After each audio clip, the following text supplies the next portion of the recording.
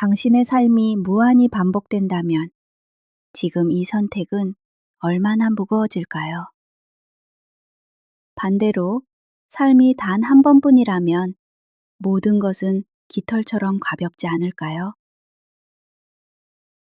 1984년 프랑스로 망명한 체코 작가가 이 질문을 소설로 풀어냈습니다. 조국에서 쫓겨나고 책을 압수당하고 시민권마저 박탈당한 남자. 밀란 쿤데라가 쓴 참을 수 없는 존재의 가벼움은 가벼움과 무거움 사이에 놓인 네 명의 운명을 따라갑니다. 사랑하되 구속당하지 않으려는 외과 의사 토마 씨. 사랑의 전부를 거는 여자 테레자. 자유를 위해 모든 것을 배반한 화가 사비나. 그리고 1968년 프라하의 봄이라는 역사의 소용돌이가 이들을 덮칩니다. 가볍게 살면 정말 자유로울까요? 이 40년 된 질문이 왜 여전히 우리를 흔드는지 함께 들여다봅니다.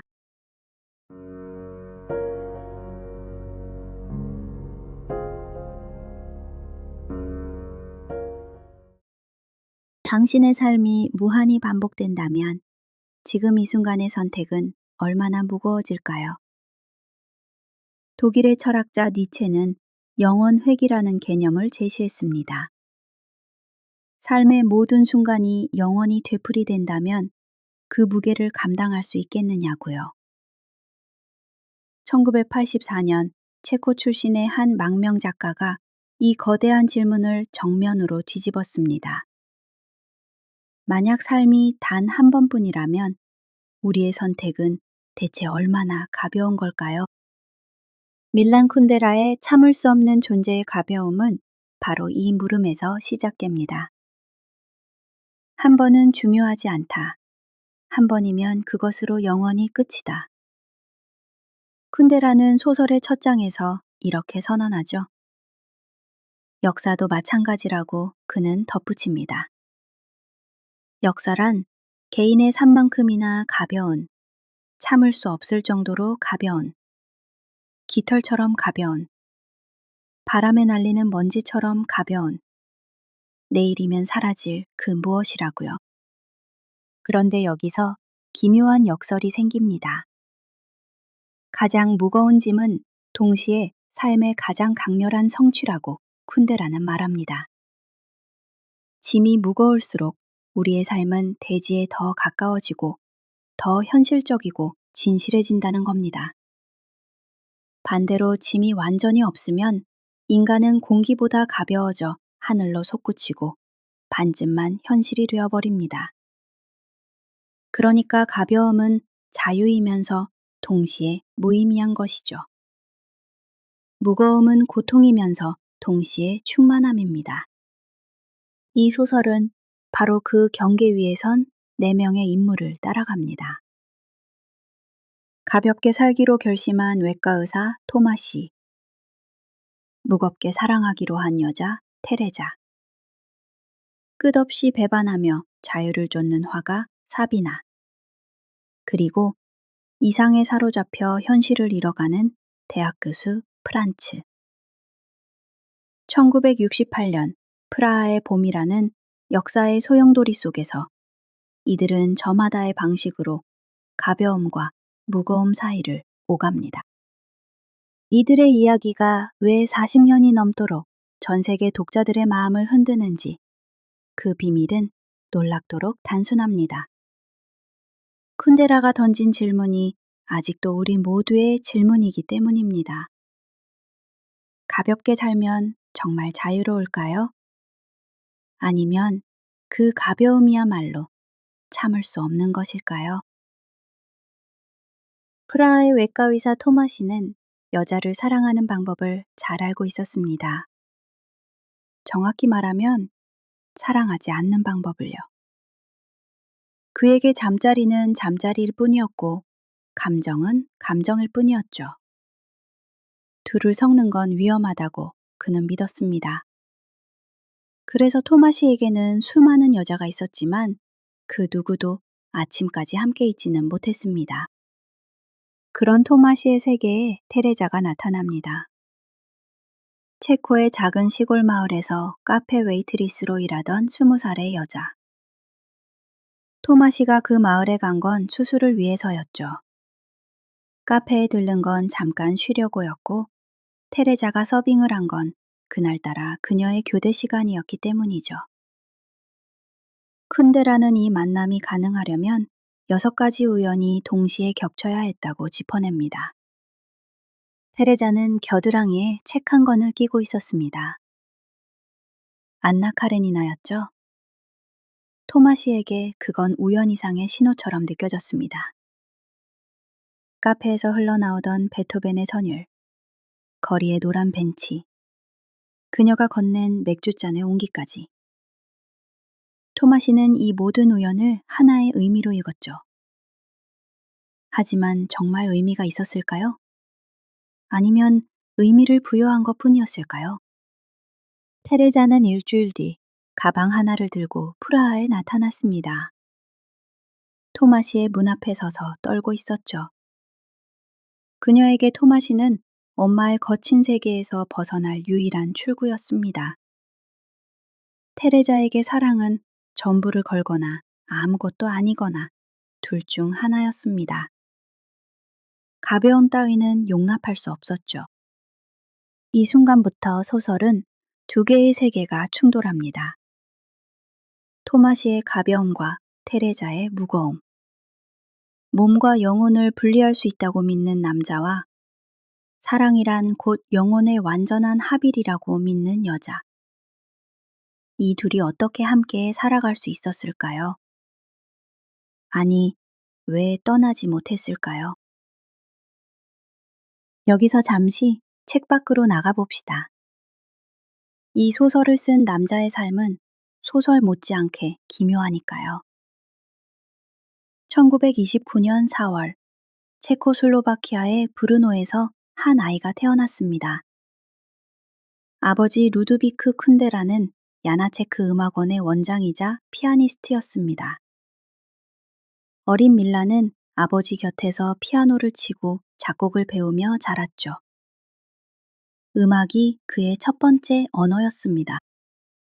그러나 쿤데라가 선택한 건 음악이 아니라 문학이었습니다. 프라하의 예술 아카데미에서 영화와 시나리오를 공부한 그는 30살이 되기도 전에 대학에서 문학을 가르치기 시작했습니다. 젊은 시절 공산당에 가입했지만 곧 환멸을 느꼈고 1968년이 되었을 때 그는 이미 체제에 대한 깊은 회의를 품고 있었죠. 1968년 프라하의 봄. 체코슬로바키아 전체가 자유의 바람에 들떠 있었습니다. 인간의 얼굴을 한 사회주의. 사람들은 마침내 숨을 쉴 수 있다고 믿었습니다. 쿤데라도 그 운동의 한가운데 서 있었습니다. 하지만 8월 20일, 소련의 탱크가 프라하로 밀려들었죠. 봄은 단 5달 만에 끝났습니다. 그 뒤에 온 것은 숙청이었습니다. 쿤데라는 대학에서 쫓겨났습니다. 그가 쓴 책들은 도서관과 서점에서 모조리 수거되었죠. 출판은 금지되었고 강연도 할 수 없었습니다. 1970년, 공산당에서 두 번째로 추방당했습니다. 조국에서 존재 자체를 지우려는 것 같았죠. 1975년, 쿤데라는 마침내 프랑스로 떠났습니다. 돌아올 수 있을 거라고는 아무도 생각하지 못했죠. 1979년, 체코 정부는 그의 시민권마저 박탈했습니다. 프랑스에서 출간한 웃음과 망각의 책에서 체코 대통령을 망각의 대통령이라 불렀기 때문이죠. 이제 쿤데라에게 조국은 없었습니다. 하지만 그에게는 소설이 있었습니다. 다시 소설로 돌아오면 토마시의 곁에는 테레자만 있는 것이 아닙니다. 화가 사비나, 토마시의 가장 오래된 연인이자 이 소설에서 가벼움을 가장 극단적으로 밀고 나간 인물입니다. 그녀에게는 하나의 철칙이 있었습니다. 배반하라. 끊임없이 배반하라. 사비나는 먼저 조국을 배반했습니다. 공산주의 체제 아래서 예술을 할 수 없었기에 고향을 버리고 떠났습니다. 그 다음엔 아버지의 기대를 배반했죠. 아버지가 원했던 삶 대신 자신만의 길을 선택했습니다. 그리고 연인들을 차례로 배반했습니다. 토마시도, 이후의 연인 프란츠도. 누군가와 가까워지는 순간 그녀는 떠날 준비를 했죠. 쿤데라는 사비나를 통해 가벼움의 궁극을 보여줍니다. 모든 의무와 관계에서 풀려난 완전한 자유. 사비나의 인생에는 짐이 없었습니다. 위를 향해 솟구치는 가벼운 존재. 그것이 그녀가 원했던 삶이었습니다. 하지만 쿤데라는 조용히 질문을 던집니다. 배반할 대상마저 전부 사라지면 그 다음에는 무엇이 남는 걸까요? 프란츠는 사비나와 정반대였습니다. 스위스의 대학 교수인 그는 이상주의자였습니다. 진실과 정의를 믿었고 시위 행진에 참여하며 세상을 바꿀 수 있다고 생각했죠. 사비나에게 프란츠의 이상주의는 또 하나의 키치, 감상적인 자기기만이었습니다. 프란츠에게 사비나의 배반은 냉혹한 무관심으로 느껴졌고요. 이 네 사람, 토마시와 테레자, 사비나와 프란츠. 가벼움과 무거움이 만들어내는 두 쌍의 거울 같은 관계. 쿤데라는 이들을 통해 사랑의 무게를 저울질합니다. 헌신하면 자유를 잃고 자유로우면 의미를 잃는, 어느 쪽도 완전한 답이 되지 못하는 존재의 딜레마를요. 1968년 8월 20일 밤, 프라하의 거리에 낯선 굉음이 울려 퍼졌습니다. 소련의 탱크였습니다. 바르샤바 조약기구 20만 대군이 체코슬로바키아 국경을 넘었습니다. 불과 5달 전 이 나라는 자유의 봄을 맞이하고 있었죠. 검열이 풀리고 언론이 숨을 쉬기 시작했으며 사람들은 처음으로 두려움 없이 생각을 말할 수 있었습니다. 소설 속에서 테레자는 카메라를 들고 거리로 뛰어나갑니다. 탱크와 군인들 사이를 누비며 사진을 찍었습니다. 시민들이 맨몸으로 탱크 앞에 서는 장면, 길바닥에 쓰러진 사람들, 벽에 쓰인 저항의 구호들. 테레자에게 카메라는 무기였습니다. 기록으로 남기면 세상이 외면하지 못할 거라고 믿었으니까요. 하지만 쿤데라는 그 용기마저 의심합니다. 테레자가 사진을 찍은 건 정의감 때문이었을까요? 아니면 토마시의 관심을 끌기 위해서였을까요? 쿤데라는 인간의 동기가 결코 순수할 수 없다고 봅니다. 가장 고귀한 행동 뒤에도 이기적인 욕구가 숨어 있다는 것이죠. 그것이 바로 존재의 참을 수 없는 가벼움이죠. 프라하의 봄은 실패로 끝났습니다. 소련이 세운 정상화 체제는 모든 것을 원래대로 되돌렸습니다. 자유를 외쳤던 사람들은 하나둘 침묵했고, 저항했던 지식인들은 직장을 잃거나 감시를 받았습니다. 쿤데라 자신이 겪었던 일이 소설 속에 그대로 녹아 있었죠. 토마시와 테레자는 잠시 스위스로 망명합니다. 하지만 테레자는 프라하로 돌아가겠다고 선언합니다. 자유로운 스위스에서 그녀는 오히려 더 외로웠습니다. 토마시는 갈림길에 서죠. 가벼움의 나라 스위스에 남을 것인가? 무거움의 땅 프라하로 돌아갈 것인가? 그의 선택은 이 소설 전체를 관통하는 질문에 답이 됩니다. 쿤데라가 이 소설에서 가장 집요하게 파고든 개념이 하나 있습니다. 키치. 영어로는 키치라고 쓰는 이 단어를 쿤데라는 단순한 저급 취향이 아니라 인간 존재의 근본적인 자기 기만이라고 정의했습니다. 키치란 무엇일까요? 쿤데라는 이렇게 설명합니다. 인간 존재에서 본질적으로 받아들일 수 없는 모든 것을 배제하는 태도. 죽음도, 추함도, 배설도 없는 세계. 모든 것이 아름답고 의미 있으며 눈물은 감동의 눈물만 허용되는 세계. 그것이 키치의 왕국입니다. 공산주의의 장밋빛 선전도 키치이고 서구의 감상적 휴머니즘도 키치입니다. 모두가 손을 잡고 행진하는 이미지 뒤에 숨겨진 건 불편한 진실에 대한 조직적 외면이죠.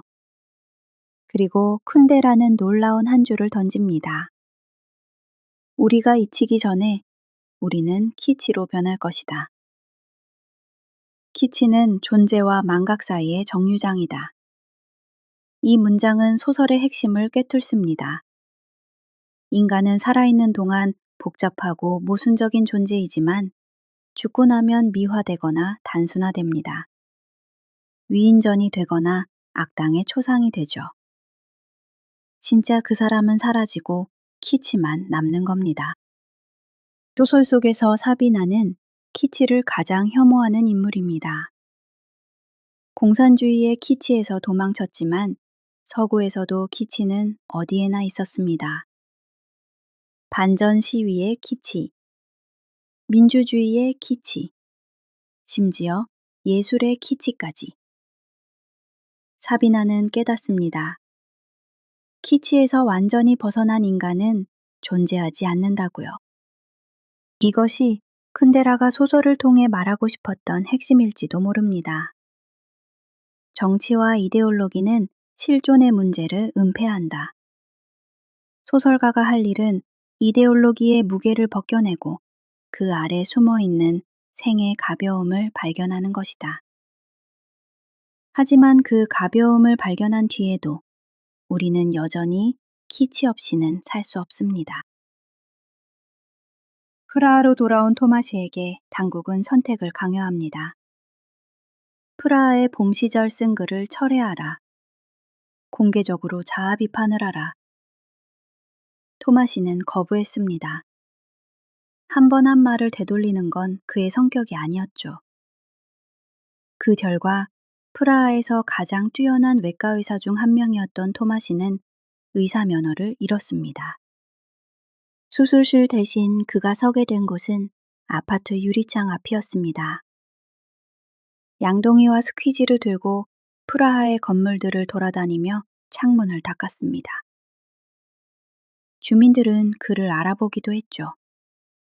저 사람이 그 유명한 외과 의사 아니야 라고 수군거리면서요. 하지만 토마시 본인은 오히려 편안해 보였습니다. 이것이 이 소설에서 가장 기묘한 역설입니다. 사회적으로는 추락이었지만 토마시에게는 해방이었습니다. 병원에서의 삶에는 책임과 의무, 동료들의 시선과 환자의 기대가 따라붙었습니다. 유리창 닦기에게는 그런 것이 없었죠. 일을 마치면 양동이를 내려놓고 걸어가면 그만이었습니다. 이보다 더 가벼운 존재가 어디 있을까요? 하지만 테레자는 달랐습니다. 토마시의 추락은 자신 때문이라고 생각했습니다. 자신이 스위스에서 프라하로 돌아오지 않았더라면 토마시는 취리히의 병원에서 여전히 메스를 쥐고 있었을 거라고요. 테레자의 어깨 위에는 죄책감이라는 무거운 짐이 놓였습니다. 가벼워진 토마시 옆에서 테레자는 더욱 무거워졌습니다. 쿤데라는 이 장면을 통해 존재의 역설을 극대화합니다. 사회가 부과하는 무게가 사라졌을 때 인간은 정말로 자유로워지는 걸까요? 아니면 그 가벼움 속에서 천천히 증발해버리는 걸까요? 토마시의 유리창에 비친 프라하의 하늘은 어쩌면 그 답을 알고 있었을지도 모릅니다. 이 소설에서 가장 아름다운 장은 의외로 사람의 이야기가 아닙니다. 카레닌, 테레자와 토마시가 키우는 개의 이름입니다. 안나 카레니나에서 따온 이름이죠. 이 개는 소설 전체를 관통하며 마지막에 이르러 가장 깊은 울림을 만들어냅니다. 토마시와 테레자가 시골로 내려간 뒤 카레닌에게서 종양이 발견됩니다. 수술을 했지만 나아지지 않았습니다. 카레닌은 점점 걷기가 힘들어졌습니다. 세 다리로 깡충깡충 뛰던 모습도 이제는 보기 어려웠죠. 테레자는 카레닌 곁에 앉아 밤새 잠을 이루지 못했습니다. 내일이면 카레닌이 눈을 뜨지 못할 수도 있다는 걸 알았으니까요. 쿤데라는 여기서 놀라운 사유를 펼칩니다. 동물만이 인간에게 목가적 행복을 줄 수 있다고. 왜일까요? 동물은 에덴 동산에서 추방되지 않았기 때문입니다. 인간은 낙원에서 쫓겨난 존재이지만 개는 여전히 낙원에 살고 있다는 겁니다. 개의 시간은 직선이 아니라 원을 그립니다. 매일 같은 산책, 같은 밥그릇, 같은 기쁨의 반복이죠. 테레자는 깨닫습니다. 카레닌에 대한 자신의 사랑이 토마시에 대한 사랑보다 더 순수했다는 걸요. 토마시에게는 늘 무언가를 요구했습니다. 바람을 피우지 말라고, 자신만 사랑해달라고. 하지만 카레닌에게는 아무것도 요구한 적이 없었죠. 그저 함께 있는 것만으로 충분했습니다. 조건 없는 사랑. 그것이 카레닌이 테레자에게 준 낙원이었죠. 카레닌이 마지막 숨을 거두기 직전 테레자는 카레닌이 웃고 있다고 느꼈습니다. 쿤데라가 7부의 제목을 카레닌의 미소라고 붙인 이유죠. 한 마리 개의 미소가 가벼움과 무거움의 논쟁보다 더 깊은 진실을 말해주고 있었습니다. 다시 책 밖으로 나와봅시다. 쿤데라는 프랑스에서 어떻게 살았을까요? 한마디로 말하면 침묵 속에서 살았습니다. 인터뷰를 거부했고 사진 촬영을 허락하지 않았으며 정기 작가의 접근을 철저히 차단했습니다. 소설만이 내 정체성이다. 그것이 그의 유일한 답이었죠. 1988년 참을 수 없는 존재의 가벼움이 영화로 만들어졌습니다. 감독은 필립 카우프만, 토마시 역에는 데니얼 데이 루이스, 테레자 역에는 줄리엣 비노시가 캐스팅되었죠. 영화는 비평적으로 성공했습니다. 아카데미 갑분상과 촬영상 후보에 올랐습니다. 하지만 쿤데라는 불만이었습니다. 소설의 철학적 깊이가 영상으로 환원될 수 없다고 느꼈죠. 흥미로운 건 토마시를 연기한 데니얼 데이 루이스도 같은 생각이었다는 겁니다. 그는 나중에 이렇게 고백했습니다. 그 역할을 맡은 건 잘못된 결정이었다. 대본을 주의 깊게 살펴봤다면 준비가 안 됐다는 걸 알았을 것이다. 영화의 핵심을 놓치고 있었다고요. 쿤데라는 이후 자기 작품의 모든 영상화를 금지해버렸습니다. 2008년에는 더 큰 논란이 터졌습니다. 체코의 한 잡지가 쿤데라가 1950년에 비밀경찰에 정보를 제공했다는 기사를 실었습니다. 한 남자가 간첩 혐의로 체포되어 14년간 수감되었는데 쿤데라가 그를 밀고 했다는 거였죠. 쿤데라는 강력히 부인했습니다. 순수한 거짓말이자 작가에 대한 암살이라고 반박했습니다.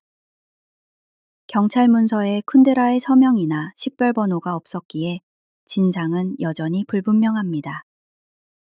2019년 12월 뜻밖의 소식이 전해졌습니다. 체코 총리 안드레이 바비시가 파리의 쿤데라를 방문해 시민권 증서를 건넸습니다. 40년 만에 귀환이었죠. 대사는 이렇게 전했습니다. 매우 감동적인 순간이었다고요. 하지만 쿤데라는 끝내 프라하로 돌아가지 않았습니다. 2023년 7월, 그는 94세의 나이로 파리에서 조용히 눈을 감았습니다. 소설의 마지막 장면에서 토마시와 테레자는 체코의 작은 시골 마을에 살고 있습니다. 토마시는 더 이상 외과 의사도 유리창 닦기도 아닙니다. 시골의 집단 농장에서 트럭을 모는 운전사가 되었죠. 테레자는 소를 돌봅니다. 프라하의 화려했던 삶은 아득히 먼 기억이 되었습니다. 하지만 쿤데라는 이 장면을 비극으로 그리지 않습니다. 오히려 이상하리만큼 평온하게 묘사합니다. 토마시와 테레자는 어느 저녁 마을의 작은 홀에서 함께 춤을 춥니다. 두 사람 모두 오랫동안 춤을 추지 않았죠. 토마시는 테레자에게 말합니다. 지금 행복하냐고요? 테레자가 대답합니다. 행복해요. 하지만 슬프기도 해요. 슬픔은 행복의 끝을 뜻하는 게 아닙니다. 둘은 그렇게 한 몸이 되어 천천히 돌았습니다. 쿤데라는 토마시와 테레자의 결말을 소설 중반에 먼저 알려줍니다. 그들이 어떻게 되는지를 이 영상에서 직접 말하지는 않겠습니다. 다만 이것만은 말씀드리겠습니다. 소설은 비선형으로 쓰여 있어서 결말을 안 뒤에 읽는 이야기가 더 깊은 울림을 만들어냅니다. 모든 것을 알고 나서야 비로소 보이는 것들이 있으니까요. 연민보다 더 무거운 것은 없다고 쿤데라는 썼습니다. 누군가와 함께 느끼는 고통만큼 무거운 고통도 없다고요. 상상이 고통을 증폭시키고 100번의 메아리로 울려 퍼지게 만든다고요. 이 소설은 바로 그 연민의 무게를 온몸으로 감당하는 이야기입니다. 가볍게 살면 정말 자유로울까요? 무겁게 사랑하면 정말 행복할까요? 쿤데라는 답을 주지 않았습니다. 대신 질문만 남겨두었습니다. 그리고 그 질문은 책을 덮은 뒤에도 오래도록 따라옵니다. 이 영상에서 다루지 못한 더 깊은 이야기들이 책 속에 있습니다. 가벼움과 무거움 사이에서 흔들리는 네 사람의 운명을 직접 따라가 보시길 바랍니다.